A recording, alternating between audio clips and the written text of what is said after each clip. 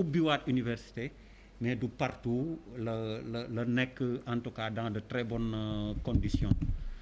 Charles. Blanc. Malal. Pape Djibril. Oui, en fait, professeur. Oui. Donc je vais parler et je remercie et je félicite le système sénégalais. Je félicite les télévisions sénégalaises parce que tey fu mu nekk nii boo leen fi nekkul woon l'enseignement du numérique parce que gis naa ni seen télé yi utiliser ngeen ko ba nekk aux îles d'Amérique. Et tey fu mu nekk nii vraiment gàcce ngalaama maa ngi remercier télévision yëpp di remercier maanaam patron de presse yi parce que une année blanche dans un pays c'est catastrophique te yéen fu mu nekk nii franchement vous étiez d'utilité mais publique dans la pédagogie. Merci. Lay fi mu nekk nii nag nee nañu école yi université yi dañ koy ubbi.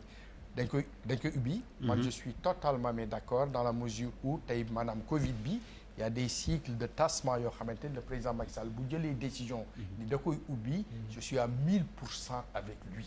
te yéen franchement li ngeen def suivre naa ko depuis les îles d'Amérique gis naa TFM gis naa yeneen médias yi dans ce qu'on appelle e-télévision e-numérique e-université franchement j'étais content parce que bi ma nekkee fële ma gis ni maanaam yéen a ngi def effort pour xale de rentrer quoi. J'ai vu non franchement bravo. C'est du 1000%. C'est une réussite. Parce que mais TFM d'utilité mais publique pédagogique. yeneen chaînes yi et cetera. dañ leen war a encourager jox leen xaalis. D'accord. jox leen xaalis parce que le Covid n'est pas encore terminé. te enclenché ngeen benn méthode pédagogique boo xamante ni war nañ ko mën a poursuivre parce que y a un surengorgement dans nos universités. L'université même l'UCAD est multiplié mais par 6 mu nekk logique boo xamante ni Tunisie réussir nañ ko Maroc réussir nañ ko te Sénégal vous êtes sur la bonne voie. Je le dis haut et fort. Merci beaucoup. Vous êtes sur la bonne voie. Merci beaucoup Bouba pour gis-gis ayca ñeneen ñëpp dañoo paas yaa professeur ci des ak. Année blanche à tout prix. Non, il y a pas d'année blanche. dañ ne comme si l'État a tout fait pour valider à tout prix l'année. Est-ce que année à tout ok année validée à tout prix. Oh. Je passe. Oui, moi je pense que war nañu def une réflexion. bu gaaw waaw 2018 2019 il y a des grèves de 3 mois wala 4 mois yoo xam ne léegi du ñu jàng ça n'a pas indiwul benn conséquence ci njàng mi ba année yi day valide. Donc pourquoi cette année-ci nous devons sacrifier des générations? Mais est-ce que ça le coût ñun war nañu xam pourquoi ñu war a sacrifier des générations pour l'année blanche? Moi je pense que le Sénégal ne le mérite pas. Ça il faut être raisonnable. Les examens jàll na bac bi jeex na yàlla suturaal nañu CFE bi jàll na bientôt le BFM. Donc pourquoi nous devons sacrifier ces générations? DG. Je pense que c'est une excellente décision. Il faut qu'on apprenne seulement à revoir probablement le système éducatif pour pouvoir utiliser les outils numériques, mais je pense que c'est une excellente décision. Ok. Allez, bi ci topp Pierre. Course contre la montre pour respecter le timing. Alors King Fahd Palace délégué syndical bi ñu jàngee ko ci les échos bu démb alxames situation ba fa employé yi nekkee 170 soutiens de famille lañ nee nañ 50% salaire la ñuy fayeeku bu ñu demee banque la ñuy am sax moins lañ fay fekk banque bi da leen naan yéen a ñu amel nee nañ seen patron tamit dafa mel ni kenn mënulu ko dara nekk nañ ci jafe-jafe dëkk ñu ngi woote wàllu Pape Djibril je commence tour de table. Oui dalal nañ leen fii déglu leen. ci soir d'info. C'était difficile, c'est un désastre social extraordinaire bu nekk ci ginnaaw. C'est comme aujourd'hui les travailleurs de Kosama mooy liaison Dakar Ziguinchor bi dawul boobu ba tey amuñu interlocuteur. sa bateau bi bu demaan ba Ziguinchor autour du bateau il y avait énormément de petits métiers yoo xamante ni ñooñu ci lañ yoroon seen kër yi amuñu interlocuteur tey. Ils ont besoin d'avoir parce que waa Kosama seen nee nañ ñoom pare nañ pour reprendre le trajet ministère boo xagul dara c'est un désastre social donc derrière ces décisions là ay désastres yu métti ñoom ñoo ciy nekk te malheureusement li ci gën a métti et c'est loolu lañ doon wax léegi ci péage bi yëpp citoyen bi wala ki nga xamante ni moom la ñu war a waxal doo am interlocuteur kenn du ko wax dara kenn du ko létt kenn du ko firi ci guddi gu bët setagul lay nekk donc voilà loolu daal moo ci gën a naqari et je pense que keroog ñoom bi ñu fi ñëwee lenn rek la ñu wax mooy dañuy xaar arbitre kuy arbitrer la ñuy xaar. Professeur. c'est-à-dire man lu ma bëggoon xam mooy est-ce que c'est le Covid qui a fait que King Fahd Palace mënatul rempli. Mais c'est ça. Et si c'est ça il y a des fonds yoo xamante ni maanaam dafa war a dimbali les entreprises sénégalaises. Et à haut niveau il faut réagir parce que 170 personnes 170 familles. loolu tey fu mu nekk nii il faut que état bi dugal ci loxoom. c'est aussi simple que ça. Papis. waaw man dama bëggoon profiter ci occasion bi en prenant l'exemple des 700 milliards yi li président wax nañ ko évaluer xool fii mbënn bi mais pour les fonds qui ont été mobilisés pour Covid bi. parce que y a pas que King Fahd Palace c'est énormément d'entreprises au Sénégal yi am ay jafe-jafe donc et là je crois on parle d'urgence li urgence la. parce que c'est des pères de famille qui sont dans les structures dans les établissements et yoo xamante ni fonds bi ñuy génnee jotuñu si je crois que il est temps aujourd'hui que président bi aussi taxaw ci loolu ñu xoolaat ni ñu organisé woon avant Covid bi comment les gens sont impactés et comment est-ce qu'il faut faire pour accompagner et les travailleurs et les entreprises c'est extrêmement important. Bouba.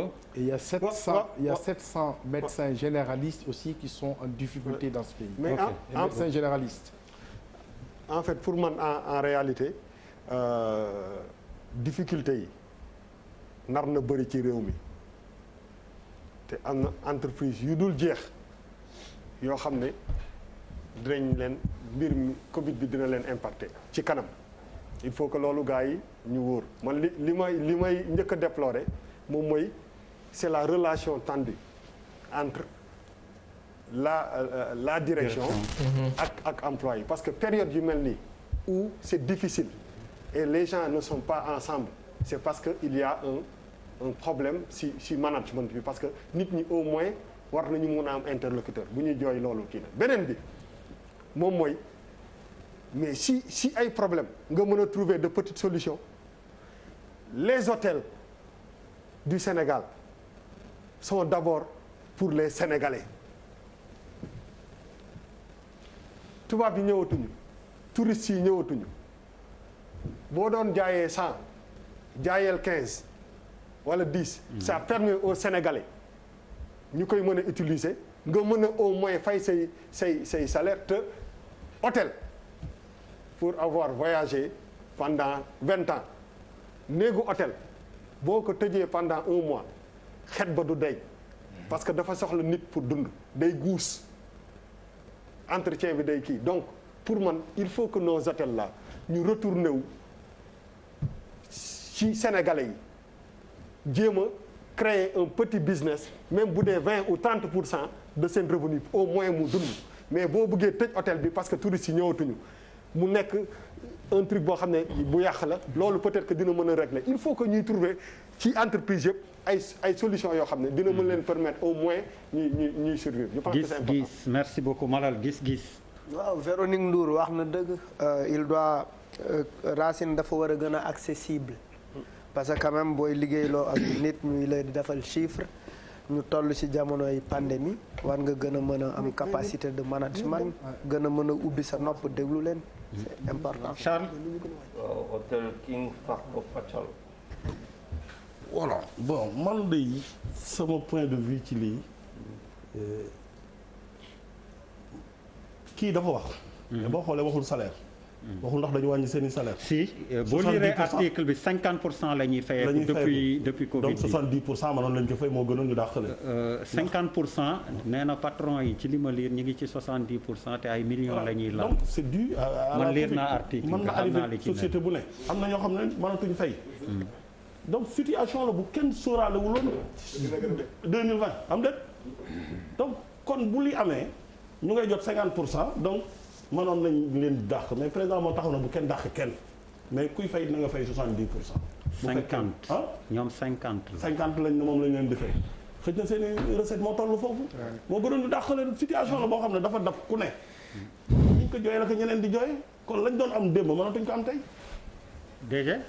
Oui, je partage le même point de vue que li mu wax je fais naa li leen di presse bi Boeing ils sont en train de virer 4000 personnes je pense que vaut mieux ñu jàpp si lii que entreprise fay totalité salaire et puis tomber en faillite c'est vraiment mon avis c'est partagé mais defe naa waxtaan nag war na am dans des cas comme ça.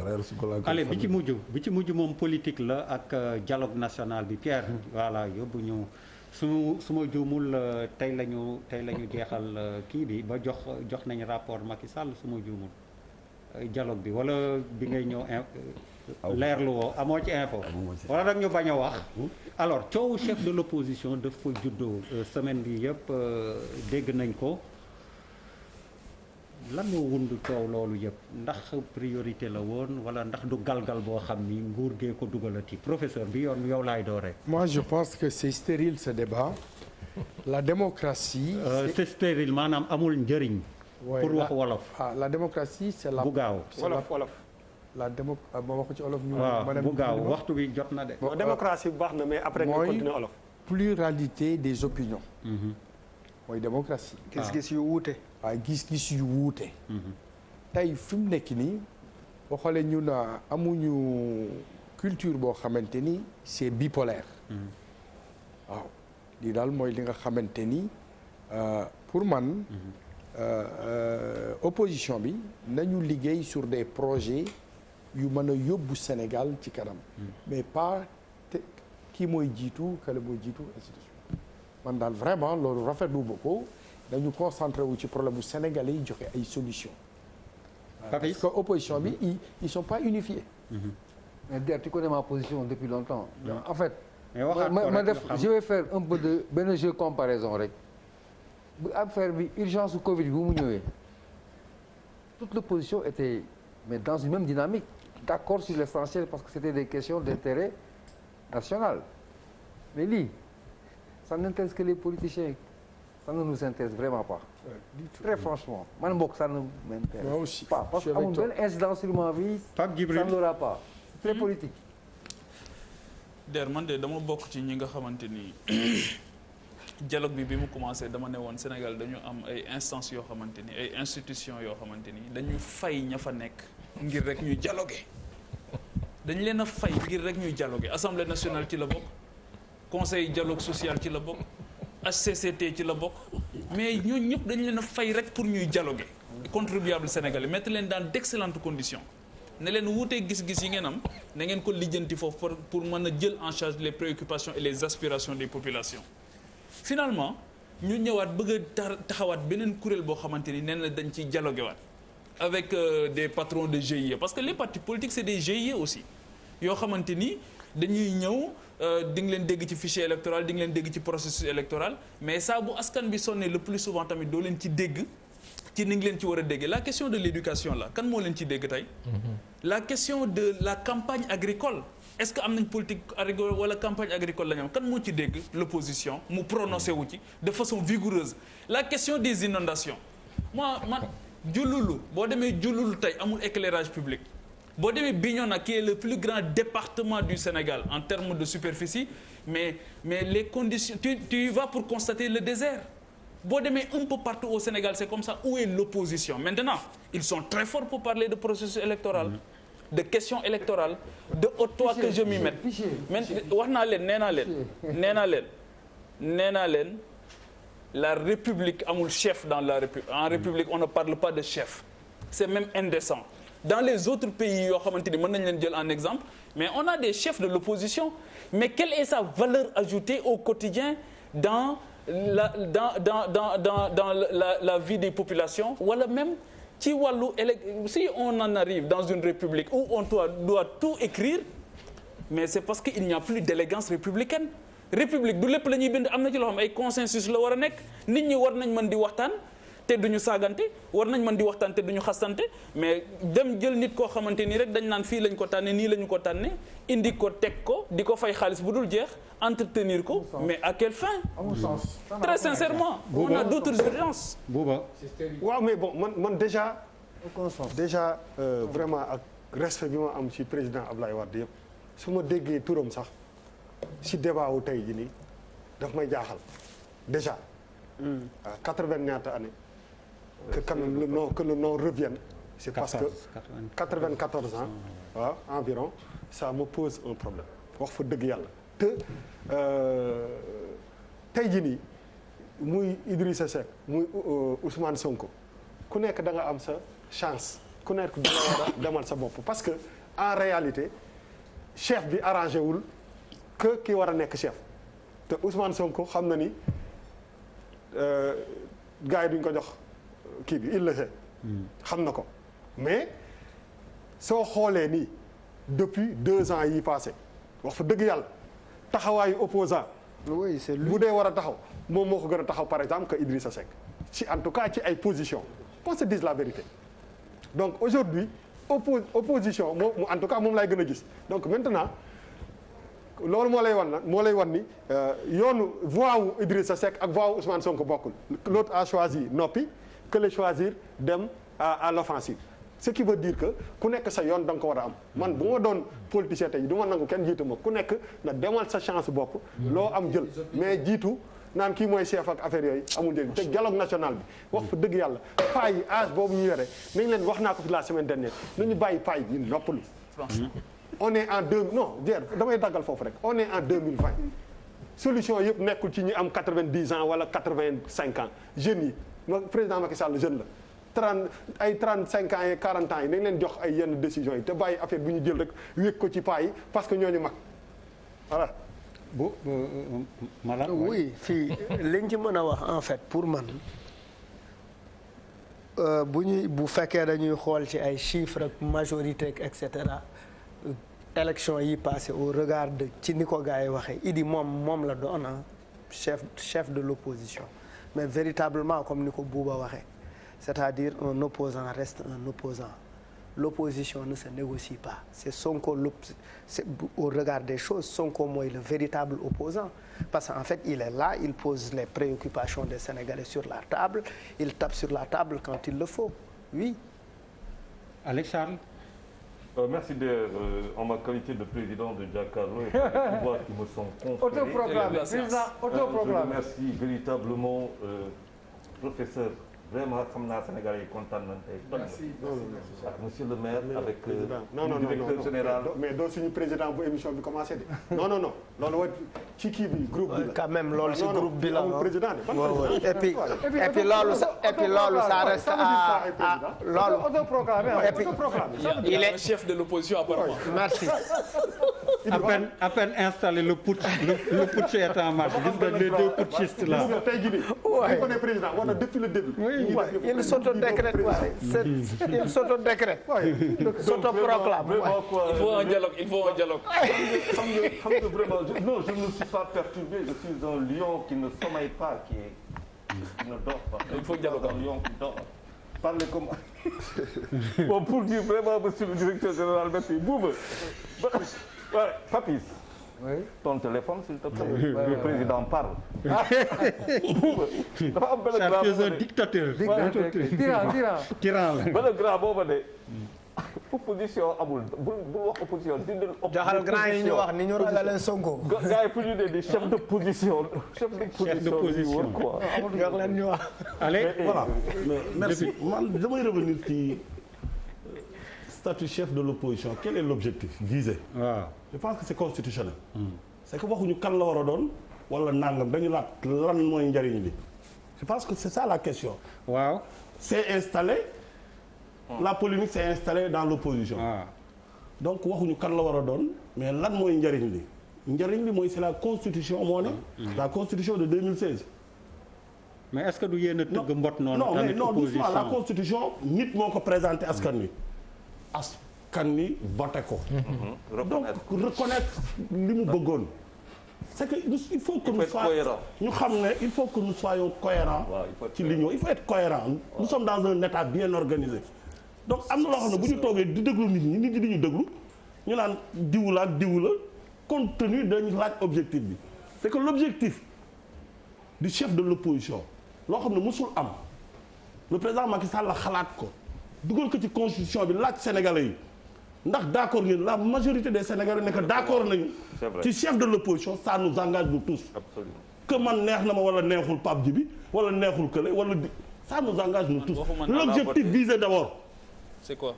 mooy pour approfondir la démocratie sénégalaise. maanaam pour que l'opposition qu'il y ait quelqu'un qui est un chef à côté du pouvoir. maanaam qui aura un veille et qui peut être même partant de toutes les réunions que le pouvoir peut faire pour la gestion de ce pays. Non, pardon. Non, loolu la constitution. dama ne peut-être la vision du opposition boo xam ne tey. Le panel des abstentionnistes. Parce qu'on a dit que Idrissa. non ñëwaguma foofu bàyyi ma rek. rapidement gis-gis dafa war a gaaw na. voilà donc man dama yaakaar ne jeexoon na bu yàgg. c'est la constitution qui permet au Sénégal d'avoir un chef de l'opposition ñun Sénégalais yëpp d'accord ci même bu minorité bi ca d'accord it la majorité l'emporte. Un chef ou bien un statut. Il nous faut un chef de l'opposition. On l'a reconnu dans la. donc nag lan lay jariñ réew mi tous les Sénégalais. lan lay jariñ ci pouvoir tous les Sénégalais les abstentionnistes si les c'est mettrais défini où dina permettre le président Macky Sall mi ko dugal ci constitution ne voilà ses attributions. dans l'intérêt de ce pays. Papis rapidement rek. oui c'est pas le débat c'est vrai mais xam nga statut chef de l'opposition ku ko njëkk a théoriser au Sénégal c'est Ablaye Wade. non mais c'est pas dans la constitution. de 2001 ou de. d'accord on l'a dit voté je sais.